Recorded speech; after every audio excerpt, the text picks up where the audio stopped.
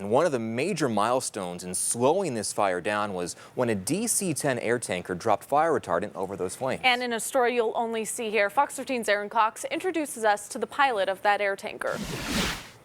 This airplane used to be a commercial airliner that carried 350 passengers. Now it carries 9,400 gallons of fire retardant, and the pilot dropped that fire retardant on the gun range fire.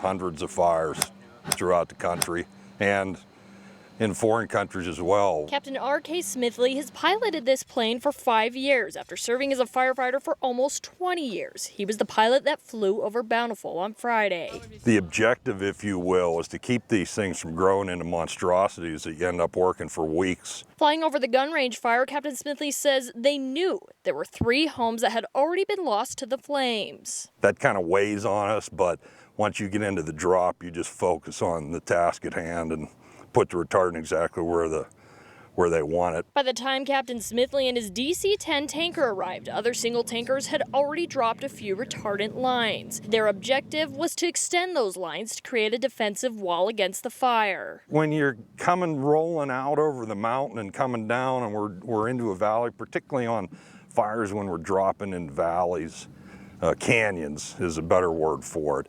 You're kind of threading needles, really, to get in the proper position to get on the line with the lead plane. 85,000 pounds of red retardant came down with each drop. Losing that kind of weight made the plane rise. I was yanking and banking pretty good on that one. And sometimes you have to do that to get the line up proper. We were kind of turning in tight on the mountain and coming down into the drop in a descending drop. It took 3 drops to accomplish their goals in assisting the firefighters on the ground before Captain Smithley and his crew flew back to their station in Pocatello, Idaho. Our last drop actually was kind of a direct run, which really kind of squashed it. But it's nice to see when you can put a stop on a fire and really do a lot of good. It's very gratifying.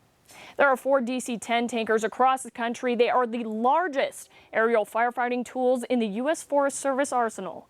In Pocatello, Idaho, Erin Cox, Fox 13 News, Utah.